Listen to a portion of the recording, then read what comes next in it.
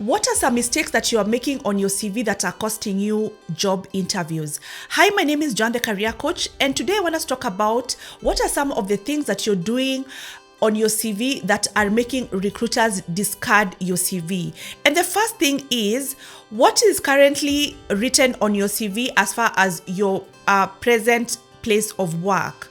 Because sometimes we are volunteering somewhere, we have a project running, but on your CV it's written the last time you worked was 2020, because you think whichever work that you're doing right now, the project, the consulting, it's not really important. So you are currently working, but you've not updated your CV. So when you send out your CV to hiring managers and recruiters, according to them, the last time you worked was 2020. Most hiring managers, most recruiters are not going to want to hire someone who has such a huge gap on their CV. So it's really imperative that if you're not currently working, get onto a project, get into a volunteering activity. Even like start a certification or a master's program, but then on your CV there needs to be an indication of something that you're doing currently. If the last time you worked or the last time there's any form of activity on your CV is 2018 or 2017, there are high chances that many recruiters and hiring managers are going to discard that CV. So ensure that you've updated your CV. Ensure your CV reads currently doing XYZ, even if it's a volunteer or a project that you're running or a consulting, but let there be something that you are doing currently. The other thing or the other mistake that you're making on your CV that's making recruiters discard your CV is the number of pages. Is your CV 5 pages or 6 pages?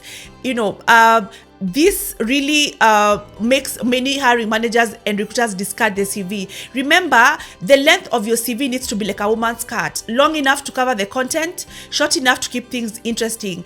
Many recruiters are going to spend at most 6 seconds deciding whether or not they're going to read your CV. If your CV is 6 pages, no one is going to read past page 2. So please ensure your CV is fresh, it's crisp, everything is summarized in a maximum of 2 pages if you can, because truth of the matter is, if it's too long, when a recruiter just looks at a long CV, they're just going to discard it. So ensure the length is all right. The other mistake that you're making is grammatical errors and spelling errors and syntax errors and formatting errors. When I get a CV and it has different colors, there's a table, there's things are not neat, anyone is going to throw that CV away. So you need to ensure that you're PDFing that document, so that then even if you send it to someone, when they receive it, things are not jumbled up.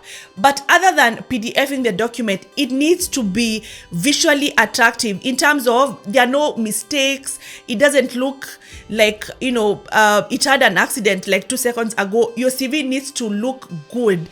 Just the same way when you meet someone for the first time, if they're not dressed properly, you're not going to have a very good first impression about them.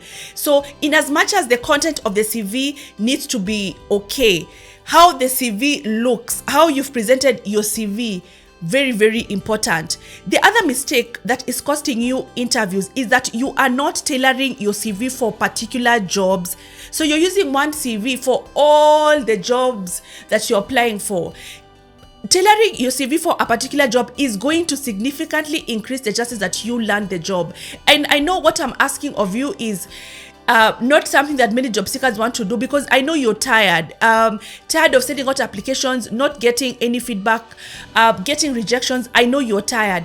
But if you want to significantly increase the chances that you're landing a job, ensure that you have a version of a CV that's editable, so that then you are tailoring your CV for a particular job. You're going through the job description and seeing what's the match between my skill set and this job, and ensuring those strengths, those skills, those experiences are highlighted on your CV. Remember, whether your CV is going to pass through an ATS or it's going to be read by a recruiter or a hiring manager, there needs to be a link between the JD and what you've done. So if I cannot see the link, then I'm going to discard your CV. So tailoring your CV for a particular job is also very, very important. And lastly, you want to ensure that you have put the correct contact details. Sometimes the reason why you've not been contacted is maybe you put the wrong telephone number, or you put the wrong email address, because then you see an email address, it could be like you missed out like number 1, or you missed out a letter. So it means there are people who are trying to get you, but they cannot find you because you put the wrong details. Or even on LinkedIn, there are people who are trying to reach you on LinkedIn, but there's no contact information. It's probably, there's even no email or no telephone number. So ensure the information that you've put, your contact details are correct, they're accurate, and also updated. I don't want to call the line and find your mother, or your spouse, or like an auntie. Ensure that you've updated your CV with the right kind of information, so that then you are the recruiter or the hiring manager can get in touch with you. So that's all that I had for today. I hope this video has been beneficial. Thank you, and see you next time.